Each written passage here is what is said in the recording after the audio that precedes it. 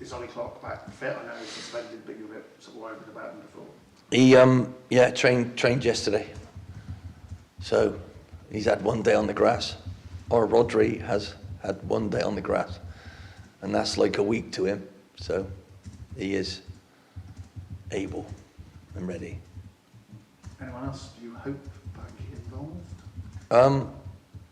Coxey's fit and ready for selection as well. It's all good news on the team selection front for everyone else, but not us managers. Dear. Oh, it's great fun. Honestly, it's a joy. It's a nice atmosphere for them all to come back into, you know, and it's very different. So, excellent. Just about Ollie, how do you kind of measure sort of leadership skills? Is there any way you can? Do you see him like organise people and stop things at source, or is it just kind of something your eyes and your nous tell you? Have you seen our stats? When he's playing and when he's not. He's our Rodri. This is what I'm saying. It's quite the effect you can have on other people is quite amazing with how brave you are, and he's just so ruthless in every challenge. He wants to win it. I've never seen anyone quite like it. I'm sure if he was a boxer, he would have that presence, you know. And he's like it in every single session that we ever do. I can't tell him to calm down and leave. You know, he just can't do it. So hence he gets this and gets that because he is completely flat out. There is no sort of I'll change gear and then he floors it between every gear. So he's always going to have some issues, you know. And if you tell him go careful in that challenge, you're wasting your time. You know, I don't know how many bookings he's got, but there's quite a few of them, and every one was probably a meaty challenge because he likes a challenge. And I have had someone similar who was very quiet, but he was a dynamic leader, which was David Vaughan up in Blackpool. But exactly the same thing, you know, exactly the same thing. It's not the words he uses, it's the movements he makes. And everybody else takes strength off of that, you know. Honestly, you can become stronger if you're playing next to Roy Keane, you know. Whereas Ollie's that sort of presence, you know. And he does it in such a way that is, you don't even notice it. I know I do because of the experience I've got, but he's phenomenal, absolutely, honestly. You'd want him next to you in the trenches, and he certainly wouldn't nick your water. If you were in the desert, he wouldn't. He'd ask you, and you'd probably give him some because of the type of bloke he is. But he's immense, and you know we're not quite the same without him. That's why I've been really pleased with the performances we've had. You know, but would they have been better with him in? Probably. Could the results have been slightly better with him in? I think so, because the stats tell us that. The last couple of games you've had to kind of shuffle the formation around. Does that give you sort of extra kind of tactical thoughts, or made you consider how you might approach things differently? Just more of a headache, really. The better you get at other things, the more you think, oh, could I change that? Could I do this for this game? But it's more understanding, and I wouldn't change it at all. The more understanding the lads get, the more evidence that we get that we can do that as well. And the better we get at it, the better we're going to get. So, you know, there's all sorts of situations that happen in games, you know, and your team needs to be ready. Have you got a man short? Have you got an extra man? What are we going to do about it? All of those things happen, and you haven't always got time to train through those scenarios. So the more knowledge the group gets, the better it is. And we've certainly experienced some of that, haven't we, since I've been here. Even in my first game, before I even signed, we were down to 10 men, and we managed to come back. So, you know, it bodes well, you know, because we're much more resilient than we were, which is what every team needs to be, resilient, because you will have ups and downs. Somebody will score against you. What are you going to do about it? And we don't see any of that horrible folding and like no one's going to do anything about it type response anymore, do we? So well done to the lads for that. That's them, that's not me, that's them. And long may it continue. But, you know, as I say, very different game. You know, they will mirror somebody if they're not getting what they want. So, you know, will they follow what we're doing? Who knows? I don't know, you know. But I like their manager. He'll probably have an axe to grind with us because he was here. So, you know, that puts in a different perspective on it as well. But if you look where they are and where we are, we're all still fighting for things. So, really looking forward to it as a game. It's a tough challenge. They've got some very good players, some good forwards who are scoring it in a minute. So, you know, and it's a strange game, isn't it? You know, 12:30 kickoff on the telly. So we'll see how all of those things unfold, but looking forward to it. We're at home, and we want to continue that feeling that we've got.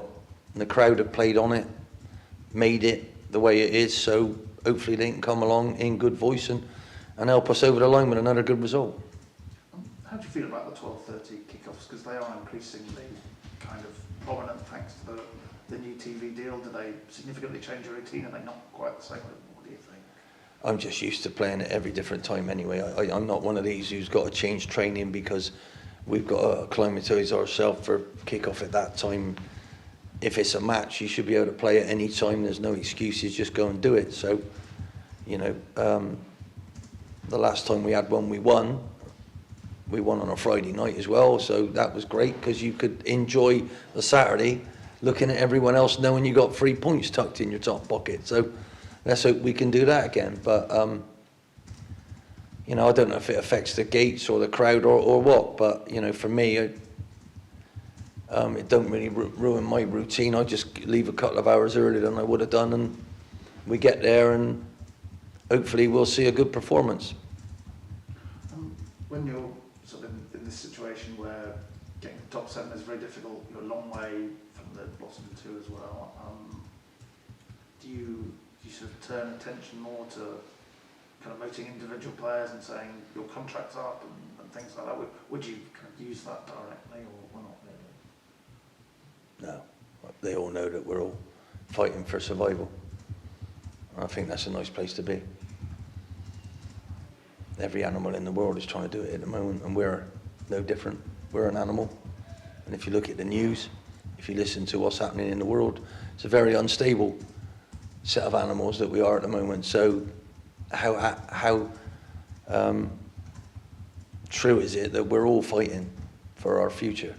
And I will continue with that lead. That's how I'm leading them. That's what I want. And you should play every game as if it's your last, because one day you'll be right and you wouldn't have wasted any second. So, yes, it's about still getting there. There is a possibility of us getting there, so it's all about seeing if we can still get there. Definitely not off the table yet. And what's your kind of approach with the young players? Obviously, Botan had a great impact coming on as a sub. You've had Joel McGregor in for a couple of games. Do you try and dip them in and out, or are you tempted to give Botan his head a little bit more, I guess? It's all about each situation. We needed to change it because the starters hadn't started very well. So the finishers came on and managed to change what was happening in front of them, but we took massive gambles. I had 2 wing-backs who were both attackers, Botan and Butterworth. Would I start a game like that? You know? This is, you know, because you're giving up so many different things. Our back 3 managed to deal with everything they had man for man in the end, whereas we couldn't handle them in the first few minutes, could we? So, you know, it's amazing what happens, but when you can attack in different ways, it causes all sorts of problems for your opposition. So, and when you change a finisher into a starter, will they have the same impact over that 90 minutes as they would when it's not going right and they come on? You know, that's what we've got to find out. And I did it with Joe Wesley before, where I put him on and he didn't have the same effect, and I brought him off. It's probably one of the only games he didn't score in, you know, because he seems to have this knack of, I'm going to make a difference here, and, you know, but he's hungry. He's absolutely, totally and utterly hungry. Everybody wants to start a game, but when you've got 5 subs, you're either a starter or a finisher. That's the way it is these days. And football has changed. That's the biggest change. You can actually change almost half your team out there. So you should be able to, as a manager, see what's happening, see what's going right or going wrong, and then make a difference. Like my subs made a difference last week. Wasn't good enough. We didn't make a big enough of a difference because it looked like at one time we might come back and win that game, but unfortunately. So now, do I change the starters? Do I not? Do I do this? Do I do not?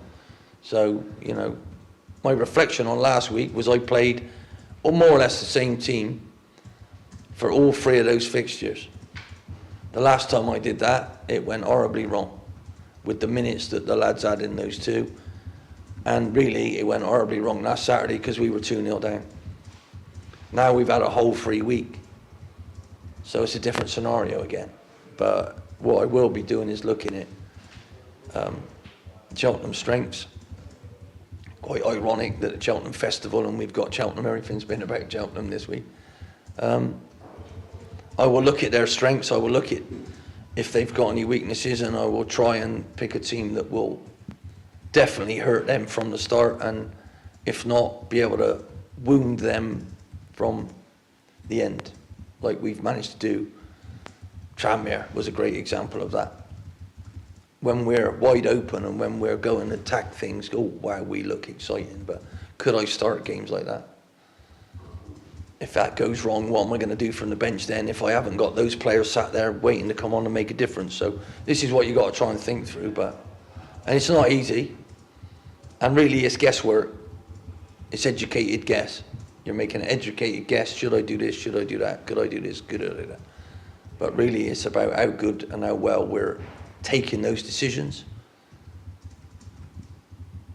If your team gets shocked by your decision and that affects the performance, then that's wrong, isn't it? But my team have been excellent recently. Going in, going out. Danny Butterworth, for example. Did he even deserve to come out of the team? He scored 2 games in a row. I put Kabongo in and he scored. He made us to win. Got us to win. Got us the penalty.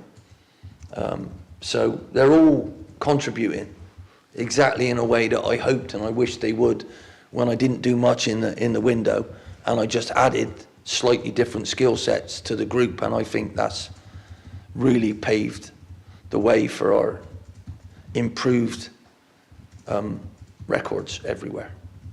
Hopefully they'll improve even more from now until the end of the season, because we need to if we want to get to where we want to. So yeah, it's not easy. I'm not saying I'm awake at night worrying about it. I'm not. I'm delighted that I've got this slight problem. But typical me, I will say it how it is. I've got a situation where there ain't one thing I can't say to anyone in there that will upset them. I think they understand exactly why I'm saying it. And I think they've had some proof that I actually know what I'm talking about, so that helps as well. But it's still a deep thing where you have a relationship with each one of them, and you build it, and it keeps growing, and you've got to make sure you're consistent with that as a leader or manager. That's how I consider myself, really. Lovely, good luck, thank you. When you play a team like Cheltenham, who are quite similar in the way they want to be incredibly active without the ball, you look at tackles, interceptions, recoveries, whatever, the two of you are quite close together, so what impact do you think that has when it's 2 teams who are trying to do similar-ish things? You can nullify each other, or it could be a really exciting game. I think it's going to be an exciting game. I think there's an awful lot on it for both of us. And I think that's what's... if there was 3 games left and we're both where we are, but there's not. There's 10 games left. 30 points to play for. It's an awful lot of points. And if you can go on a magnificent run from now to the end of the season, which is possible, isn't it? It is. Anything can happen. We'd have to break records, you know, but they're there to be done. So I think it's going to be an exciting game. I think our fans are looking forward to coming to our own games now. I think you get a little bit of a buzz in the ground rather than how it was when I first got here. You know what I mean? There's definitely a difference. So we need that. We need it to be up. I don't think being on the telly people would bother with. I think they want to come along, and I think they want to come and see the game. And obviously it's a local rivalry as well. And it's something that if we can get 3 points, we might see a little bit of a move up that table, and the closer we get to the top, the more exciting it all is. So, yeah, I'm hoping that it'll be an exciting game. Their forwards are in form and our forwards are in form, so it should be a good game, you know. So, we haven't got that long to wait either, so let's bring it on, really. That's how I feel. And, you know, sometimes the conflict of styles brings a better match. If a team's got a 4-2-3-1 and then someone plays a 5, there's obvious difference in it, so you can, you know, it makes it more entertaining sometimes, but there's enough skill in both camps to actually make this quite exciting, particularly in wide areas. So Thomas is a very, very good player, so we've got to be at it, we've got to be on it, and we've got to try and see if we can create some chances and score some chances to see if we can win the game. So for me, the closer you get to that line, the more exciting everything is, until you haven't got a chance to get there. And then, you know, and then you'll have to pick yourself up and go again. But hopefully we won't get that yet. A couple of weeks ago you said Harrison Minturn was getting a little bit closer. How's his progress? Yep, he's running around the outside. That means he's getting closer to being in my group, and he's moving quite well. So's Billy Kirkman as well. So it's nice to see them moving again. You know, there's nothing worse than having one of your horses lame in the stable. That's how I look at it. What, are you fit, lame, or lazy? And he's sick and fed up of me saying that to him. So yeah, it's very frustrating when you're a young man and you're trying to get over things, and you go to do something and it takes you back because you could still feel that issue. And in that pelvic area, it's a horrible place to be injured. It really is. I've had that myself. Gilmore's groin, I've had 2 of them. Absolutely horrific. Feels like you've been stabbed by a huge metal pole right through your joint, going down to your Achilles. Like, oh my goodness me, and I can't describe how painful it is. So he's had all of that, and I understand it. That's, you know. And I've always paid an awful lot of attention to injuries. Not just how you get them, but how you recover from them, because it's absolutely vital you keep them mentally right. And I see my role as a mental advisor at times. Well, at all times, really. So it's not just me trying to coach people, but it's also seeing behind your eyes and seeing if you're happy. And there was a spell that he wasn't, so we've sat down and had a bit of a chat, and I told some of the staff to make sure that we're on it with him, and he don't look right, his eyes don't look right, and when I look at him now, he looks much better. So they're all my boys, so I got to try and make them better. But him and Billy are still a couple of weeks away. A couple of weeks away. Okay. Last week, I think Mark Cooper said that Sean McGurk might be coming back because of his injury. Has there been any updates? He's come back. We saw him the other day, little McGurk's. We've had a scan on it and we haven't got the results back yet, so it was nice to see him. But is it likely he doesn't go back to Yeovil now? That was what they seem to be saying. I'm not au fait with that. I'm not sure where we are with that. But I won't know until the scan comes back, and probably Coops won't either. When you are coming closer to the end of the season, are you starting to think about which players who maybe aren't contracted for next year could still have a role to play? Does that come into your thinking much, or are you still thinking, got to get the playoffs, it doesn't matter? I think about everything, young man. everything at all times, and I never stop thinking about it. That's why I do what I do for a living. That's why I've missed it. That's why there's nothing like it. Even if I'm eating my tea at home, I'm still thinking about football things, and sometimes she knows that. You're not thinking, you're not even with me. Oh, sorry, yeah, sorry. But that's the way it is. And the complexity of your thought patterns is there's nothing like it.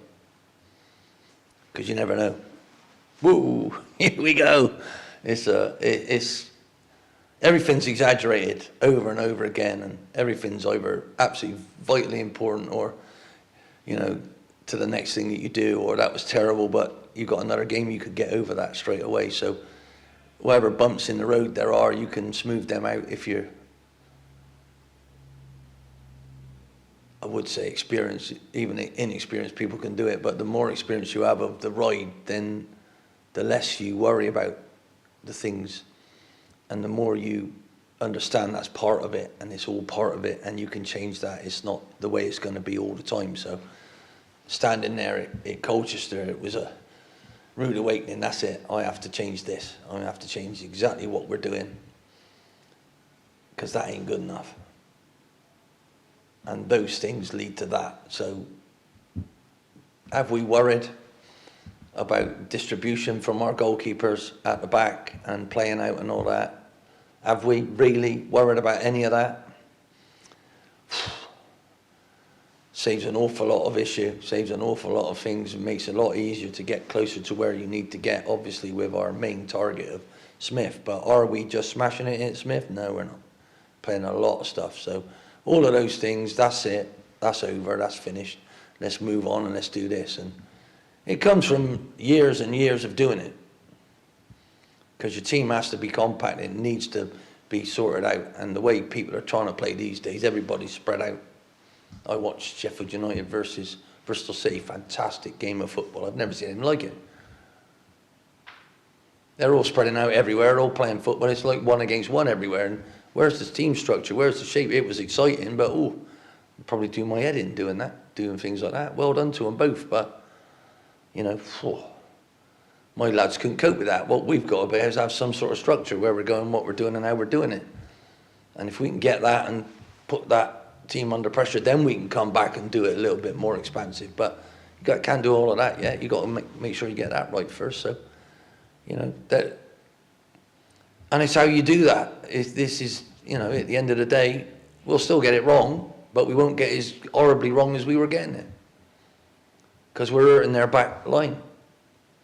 And boy, can we hurt their back line. We turned it upside down in 10, 15 minutes last week.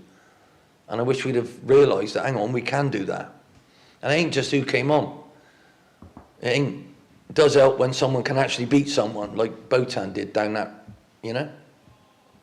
But that spurred their bloke to try and outrun us. So what a game that turned into. You know, they didn't change their defender, did they? They actually made him attack more. So I said, you stay there, Botan. And then before you know it, hang on a minute, if I play him this week, I won't be able to say that to him, because he's got to chase his man back. So it was a little bit twisted, you know. You just stay there, son. And then we give it to him. And when we did well and gave it to him and gave it to him and gave it to him, we stopped doing it. I never see Man United stop passing to Giggsy, did you? I didn't ever see that. What are we doing? Why ain't that in our head? And it's all about understanding who you got, what you're doing, and what is working. And that's the beautiful thing about football. There's nothing ever like it. It's a work of art. Football's art. And sometimes you look at art, you think, God, that's rubbish. I could have done that. And other times you look at art and it takes your breath away. How did someone manage to, it looks like a painting, it looks like a photo. Look at that. It's amazing. Football's exactly the same. And when you see somebody do something, oh my God, how brilliant is that? And I'm seeing my lads do that. And we were supposed to be rubbish. That's the joy of it. We were supposed to be crap.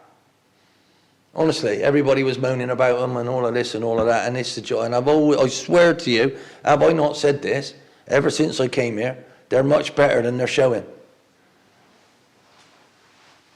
So, I just got to try and, in amongst it all, make all these decisions that make us better in the future. and how lucky I am, and what a privilege it is to have that responsibility. And I think you can tell that every minute of every day that you talk to me about it. And I think they're getting that as well. Without it for 4 years, I didn't feel right. So all of these thoughts, bring them on, loving every minute of it, and I feel normal again. Very much. Obviously, over the last couple of weeks, I've been listening to what you've been saying about your future. So Yes, we've missed you. Apologies for... Congratulations as well. Thank you very much. Apologies for treading over ground that you would have touched with these guys. But from an outside perspective looking in, it seems at this point you've got the club that would like you to stay on. You seem to be very keen to stay, both from personal and professional reasons. And the fans, in the majority, want you to be here for the foreseeable. That's good. In the majority, yeah, that's always good. Please everyone, eh? So, what is it? What is it that is preventing it from being done at this point? Negotiations, talks, that's down to someone else. I'm totally focused on results. So I can't honestly tell you. I think life's about timing. When do the season tickets come out? Do you know what I mean? Is that pretty soon? Yeah, the last two seasons, March 12th and March 10th. So Yeah. another reason why I talk about it. Well, to be honest, I'm not even worried about any of that. My focus is on what is it? And I still haven't achieved what I came here to achieve. We still have a chance to try and do that. And nothing's going to stop me until that matters. Nothing. There ain't one personal thing that I need to take me off of the overall thing. At the end of the day, I'm here to do a job. And the job that I want to do, which I spoke to the chairman about when I first came in, I haven't done yet. So he knows that. Told him to not bother me about any of it because I got so many things going through my head that I got to try and get right.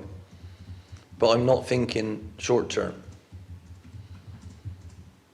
When I first came here, it was short term because it might have been short term if I wouldn't have got us winning. Right? I fell in love with the place. I love everything about it. The people, what we're doing, how we're going, the size of it, what it could be. And it's about getting it right. So all I'm trying to do is make sure everybody out there is getting everything right as we can be, including the players, including the staff, including the plans for the future, the new pitch, what we're going to do, all of that. It's all in motion to try and make this place better than it ever was and better than it's ever been. And that's a big statement, but that's what we're after. So what a wonderful responsibility for me to have, and it's still mine. And it hopefully will be, and I don't really care about that yet because I'm not being selfish. Life's about putting other things first, and that's what this is all about right now. Let them talk about it. I've told my representative what's important to me, and I don't want to know about it because I've told the chairman where I want to be and what I want to do, and he knows exactly that. So it's about putting that together. Maybe I was too open and honest, but at the end of the day, that's me all over. If I'm liking something, I want to keep doing it. And I made that totally clear. So all of those things, soon the clocks will go, is it forward or back, whichever. So when you wake up in the morning, it's light. So all of those things will happen. Sometimes you can't control that until the time's right. And I'm sure things are moving the right way, and I'm not even interested right this second, because those things take priority. The team knowing who it is, the team understanding what I want. They didn't last week. We didn't get that right. We let a goal in after 22 seconds. So come on. We were in front and we let a lead slip. How many times have we done that? And how's that been costed? Come on. So this is what all that matters, really. But and the lads are in the same situation, aren't they? Why should I get what I want sorted out for me and not tell them? And, so we're still all on trial, aren't we? Every one of us. So that's the way it is. And I'm fully accepting of that. Well, the players presumably would have to be, once you know what the future because if you, I'm not trying to be antagonistic here. Just if they're going to have a different manager, then that manager needs to have control over what's going on. No, the manager is about setting the club up in the right way. So the club needs to know which way it's going. So at the end of the day, in my experience, I believe everybody who's at the club knows which way the club should be going now. So the clarity that I've managed to bring to them through my experience is this is what we should be doing, this is where we should be going. All the assets that we have should be firing ready to go rather than be at a whim and a prayer of whoever sits in my seat. So I'm putting things in place that should be in place to make sure that the club runs whoever, if I fall off the planet tomorrow, you know. So that's what I am putting in place. This is what we need, that's what we need, this is what we want, that's how you do that. Oh, you don't do that, we do this as a club. So hopefully all of those bits and pieces, they've all landed on well-sown ground. They haven't landed on concrete. I think all the things I spoke about, little touch of water here and there, and up they can come. So, you know, the things are looking better, and that's all I wanted to do was make a difference. So if that means that I'm the one doing it, then great. But I've tried to make a difference, an unselfish difference, to the overall outlook of the club. And I believe that's what's happening. And I'm very patient, and I'm keep working hard, and I'm focused on the main possible thing that, the most important thing that I need to think about, which is what? Winning some more games. Young man, winning some more games. Nothing else matters. At this time of the season, squeaky bum time, nothing else matters apart from winning. And unfortunately, we've stopped winning. So we need to get back to winning ways. It's amazing what 3 points from 3 can do. And if you can get 4 of them in a row, like we already have, can we get 4 of them in a row instead of 2 draws? Because you only got 2 points and you've lost 4. It's not good. It's not good maths. So don't care who it's against. It's not good maths. We need 3 again. And then 3 for the next one. And then 3 for the next one. Can you imagine that? 3 more games like that. Where would we be then? That's the exciting thing. Because we're not there yet. Let's see what we can do. So the rest of it is selfish.